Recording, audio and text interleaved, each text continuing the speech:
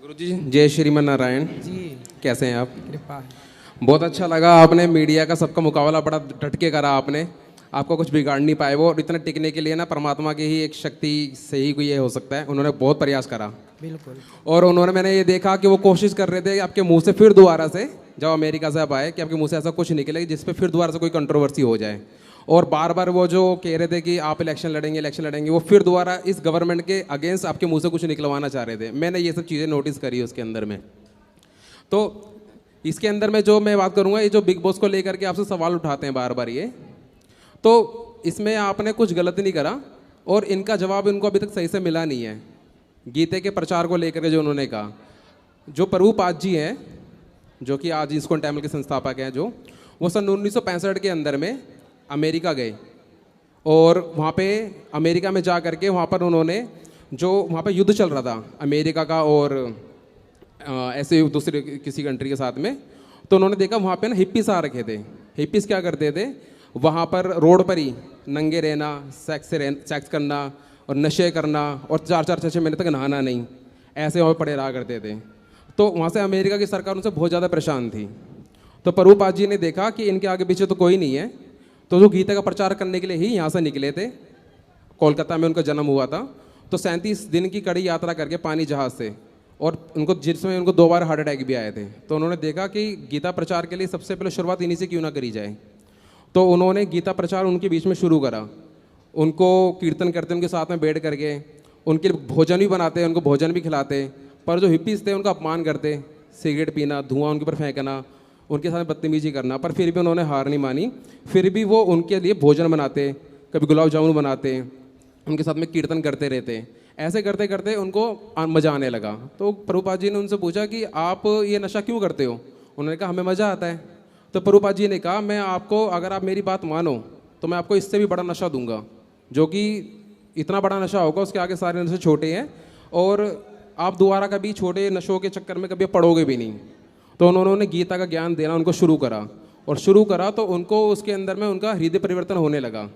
तो प्रभुपाद जी ने 10,000 शिष्य बनाए और उनको 10,000 शिष्यों को अलग अलग देशों के अंदर भेजा, सारे बाहर की कंट्री में, जिससे कि कहते हैं इस्कॉन टेम्पल के अंदर में जो आज विदेशी आ रखे हैं वो इसलिए आ रखे हैं क्योंकि उन्होंने हर 2-2 अपने शिष्य अलग अलग देशों के अंदर भेजे और गीता का खूब प्रचार हुआ। गीता का खूब प्रचार होने से ही इतना परिवर्तन आया और उन्होंने हर एक देशों के अंदर में अपना इस्कॉन टेम्पल भी खोला, जहाँ तक कि गीता इतना बदलाव लेकर के आए कि आज पाकिस्तान के अंदर ही 12 इस्कॉन टेम्पल है जहाँ पे गीता का ज्ञान दिया जाता है रोज़ शाम को। तो आप जब गीता किसी जात के लिए नहीं है, किसी धर्म के लिए नहीं है, वो तो संपूर्ण मनुष्य जाति के लिए है। वो हिंदू मुस्लिम किसी एक के लिए नहीं है, संपूर्ण के लिए है वो। तो प्रभुपाद जी ने इतना गीता का प्रचार करा और सारी जगह इतना करा कि मतलब आज अंग्रेज हमारे देश में आ रहे हैं। तो आप जो है गीता को ले करके, गीता को आपने बॉलीवुड में जा करके, बिग बॉस में जा करके दिया, तो आपने भी गीता का प्रचार करा, तो उसमें आपने क्या गलत करा? बल्कि कृष्ण भगवान कहते हैं कि जो मेरा गीता का प्रचार करेगा वही सबसे मेरा प्रिय होगा। सही है। तो ये इस वीडियो को मीडिया वाले देख ले, दोबारा कभी गुरुजी से ये ना कहे कि आप बिग बॉस क्यों गए, क्योंकि गीता का प्रचार करने के लिए सृष्टि के हर एक कोने तक जाना चाहिए।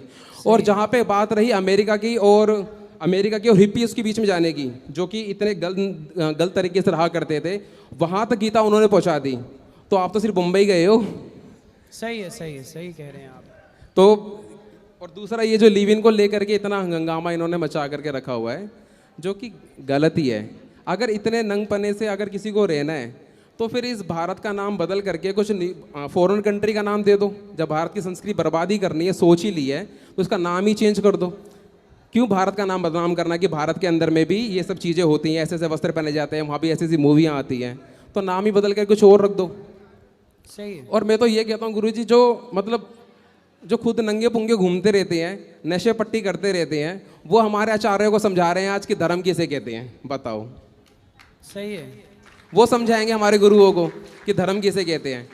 जो इतना, अब हर कोई जानता है कि जो बड़े बड़े लोग हैं उनका टर्नओवर करोड़ों के अंदर में होता है, और जबकि एक थाली भी उनके नाम की किसी दान में, किसी संस्था के अंदर में उनके नाम की नहीं दी जाती है। और जहाँ पे आपकी संस्था जो है इतने हज़ारों लोगों को खाना खिलाती है, शिक्षा दे रही है, आज आपने बताया कि आज हॉस्पिटल भी खुल रहा है, तो इतनी सारी आप सेवाएं चला रहे हैं जो कि लोगों से जो धन मिल रहा है उससे, और जिनका करोड़ों का टर्नओवर है वो अपने पास से एक भी दान भंडारा नहीं चलाते हैं और वो बातें करते हैं धर्मों की। सही है। उनको सोचना चाहिए, अपने अंदर झांक करके देखना चाहिए वो किसके बारे में क्या कह रहे हैं।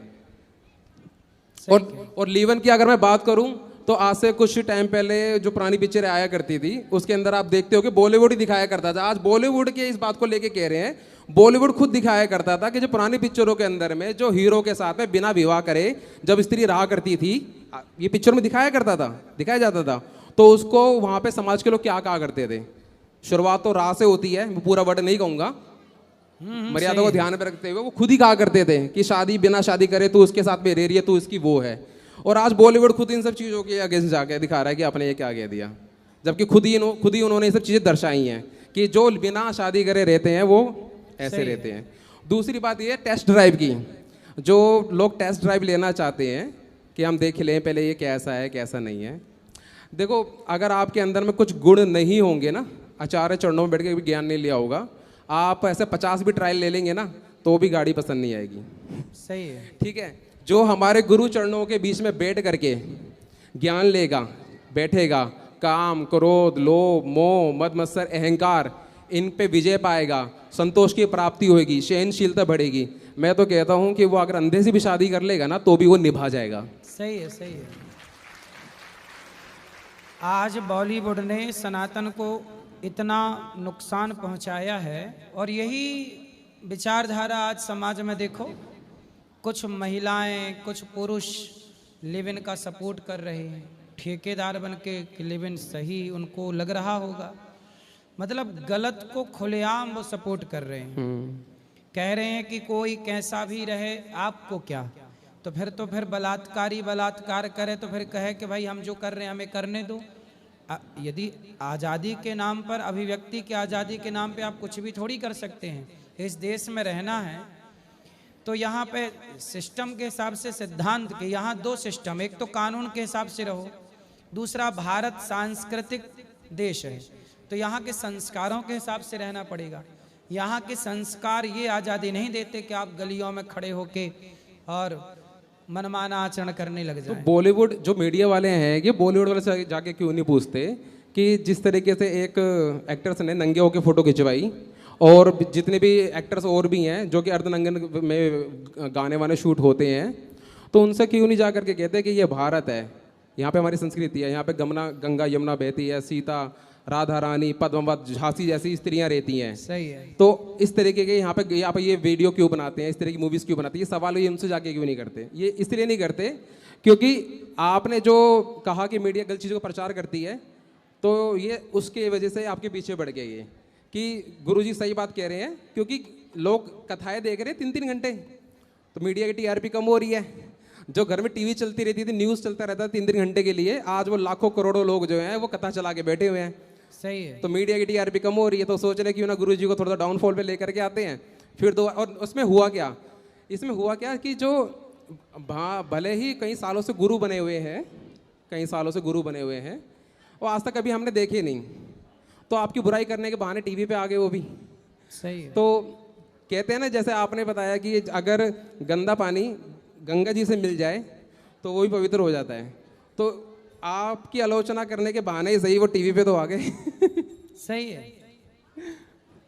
सही कह रहे हैं आप। तो आपके जो कार्य हैं सारे बहुत अच्छे हैं, और वो जिंदगी ये चलते रहनी चाहिए कार्य। देखो आपके यहाँ पे आकर के जनार्दन का जो इस बार आशीर्वाद था, उससे समझ गए बड़े बड़े न्यूज वाले, समझ गए कि भाई अब गलत नहीं परोसा जा सकता। लोग समझदार है ना, लोग समझ गए कि भाई मीडिया भी गलत खबरें चलाती है। अच्छी बात है प्रभु जी, कहीं सुनने को नहीं मिलती है, सिर्फ आपके चैनल के माध्यम से सुनने को मिल रही है। और किसी तरीके से खाने पीने का ज्ञान, रिलेशन कैसे होने चाहिए, इंसान के अंदर में अहंकार नहीं होना चाहिए, रिश्ते मजबूत करो, आपस में मिल करके रहो, ये अच्छे अच्छे संस्कार। और स्वास्थ्य को लेकर के जो आपने आयुर्वेदिक के 2 डॉक्टर और एक फीमेल डॉक्टर आपने बिठाई, आपने बताया कि इस तरह से खाओ पियो, तो इससे भी ना कई लोगों को दिक्कत है। जैसे अब डॉक्टर्स बता रहे थे वो आयुर्वेदिक, तो दिक्कत किनको होगी, डॉक्टरों को ही होगी इन चीज़ों से। आप जिस तरह से खान पीन का तरीका बता रहे हैं उससे आदमी स्वस्थ रहेगा, और स्वस्थ आदमी किसी के काम का नहीं। डॉक्टरों के तो बिल्कुल काम का नहीं। सही है, सही। उनको तो चाहिए या तो अधमराना जिए में ना मरे में, क्योंकि स्वस्थ आदमी भी उनके काम का नहीं और मर गया तो वो भी उनके काम का नहीं। उनको चाहिए अधमराना, जिए ना मरे, तो वही तो उनकी दुकान चला रहा है। सही कह रहे, सही है ये बात।